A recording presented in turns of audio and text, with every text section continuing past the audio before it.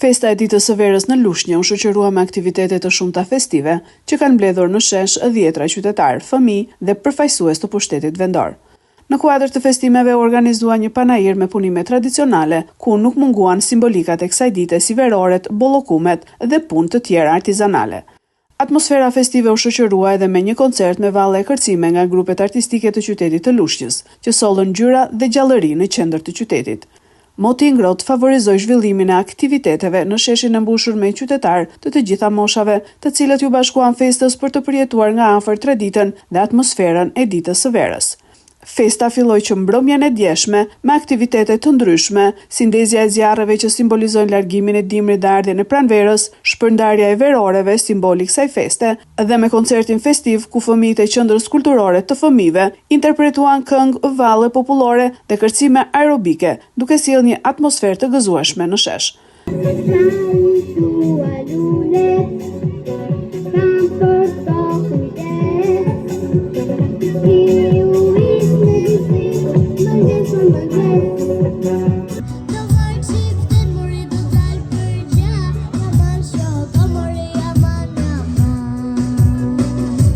Në këtë aktivitet ishte e pranishme edhe kryetaria e bashkisë Eriselda Sefa. Koncerti zgjati rreth një orë dhe u duart trokit nga qytetarët e shumtë që ndoqën aktivitetin.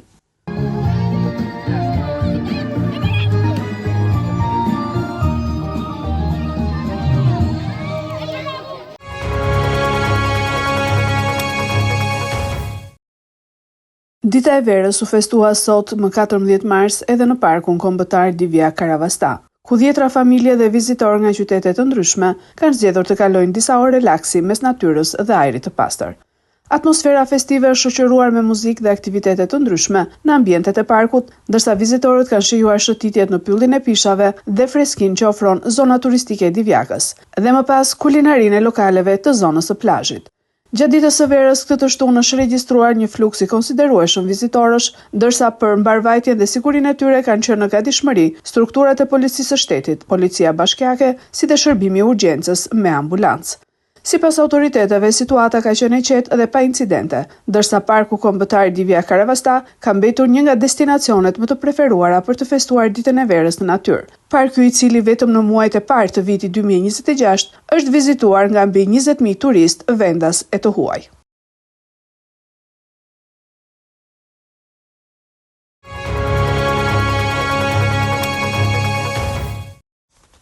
Prej 11 ditësh, blegtori Ardian Skënderaj në njësinë administrative Levan të Fierit po përballet me një situatë tepër të vështirë ekonomike.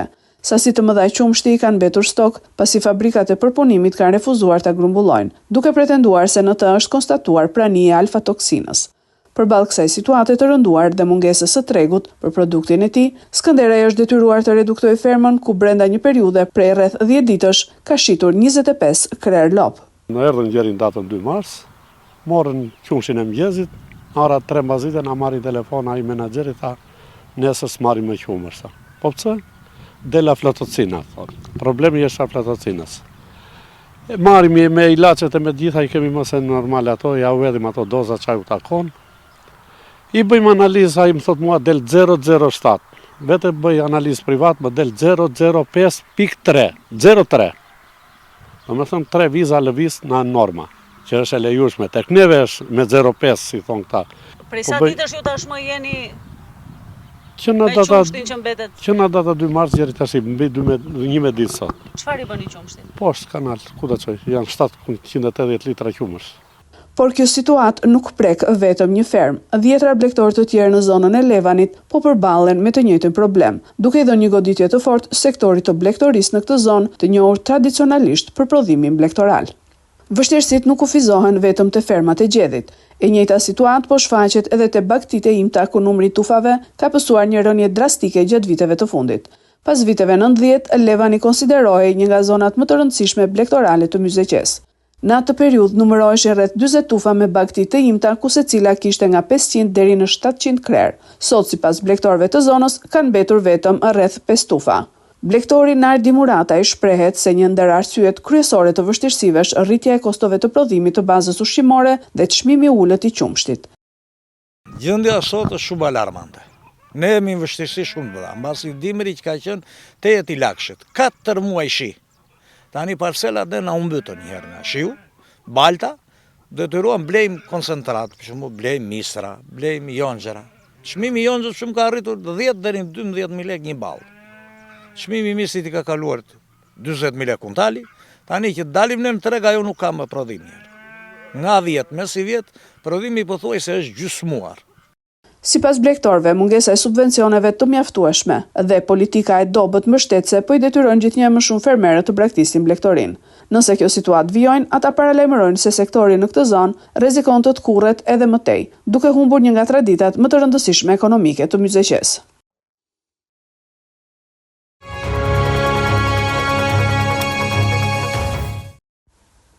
Atmosfera festive e ditës së verës ka përfshirë edhe këtë vit Mallakastrën, duke kthyer qytetin në një qendër të gjallë argëtimi, muzike dhe tradite.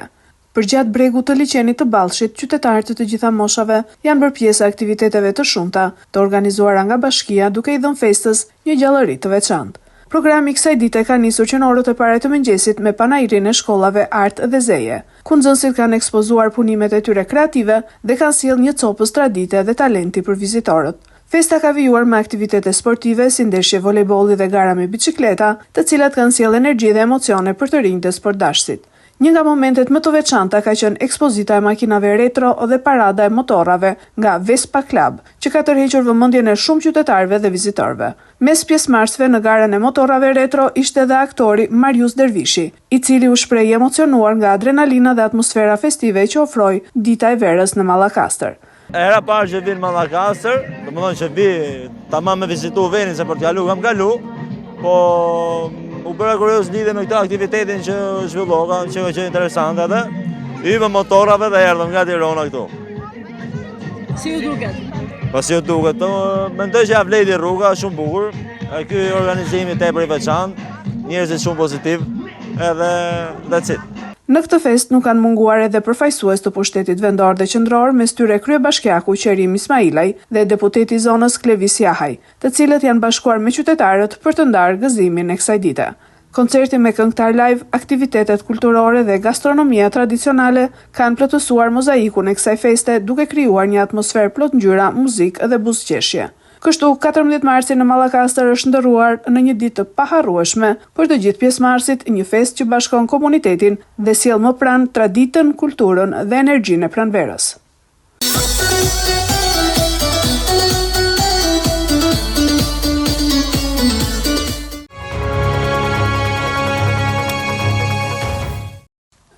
Qindra nxënës në Fier janë angazhuar për festivalin kombëtar të shkencës me projekte dhe punime të ndryshme. Pas mbylljes së konkurimit mes shkollave publike dhe jo publike, festivali kalon në fazën e dytë më 17 mars, ku do të përzgjidhen projektet më të mira në nivel lokal. Më pas, konkurimi do të vazhdojë në rang kombëtar, ku do të konkurojnë projektet më të mira shkencore nga shkollat e vendit. Mes projekteve të shumta në të gjitha lëndët, nxënësit e Janaq Kilicës kanë krijuar edhe 3 pajisje origjinale, një robot që seleksionon mbetjet, matësi pulsit me alarm dhe pasqyra inteligjente. Janë punë shkencore të mirë fillta, të cilat në të ardhmen mund të hyjnë në përdorim të përditshëm. Kjo është një shpikë jona si një grup të tërë, menduam një mënyrë më të mirë për të matur sensorin, gjithashtu është një punë akoma në vazhdim, po mundohemi që ta krijojmë sa më akoma më mirë që ta përdorin të gjithë përdoruesit, sidomos sportistët që i duan shumë për matjen e pulsit të tyre. Tani për momentin është në masat fillestare. Kjo makineri lejon matjen e pulsit tanë, gjithashtu tregon edhe nëse gjaku jot është për shpejtim dhe nëse je gati për marrje mendesh. Dhe po mendojmë që të jetë një mjet sa më i mirë për sportistët edhe për të gjithë në botë. Kryesore, domethënë duke qenë se fokusi im kryesor është biologjia, me këtë jemi marrë përgjithsisht, të tjerët pastaj kanë përgatitur punime të tjera lidhur me fizikën apo me kiminë. Ethet e garës kanë përfshirë nxënës dhe mësues. Këta të fundit thonë se festivali i shkencës që zhvillohet për herë të parë është një event i mirëpritur nga nxënësit dhe nxit më tepër angazhimin e tyre. Po bëhet për herë të parë, e para punës, edhe normalisht po përfshihen të gjitha lëndët STEM, po përfshihet pra matematika, po përfshihet fizika, po përfshihet kimia, biologjia, tiku, gjeografia, po përfshihet. Kështu që nxënësit po e shikojnë që edhe ne si mësues po japim rëndësi, po dhe ata duke u angazhuar, normalisht vënë jetë njohuritë që ata marrin në jetën e përditshme. Për te garës është një mundësi për të realizuar projektet dhe idet e nxënësve që e duan shkencën. Në fakt kemi qenë në fillim pak skeptik se si do të ishte ky festival, por pam që nxënësit kishin shumë interes dhe ishin gjithë shumë bashkëpunues.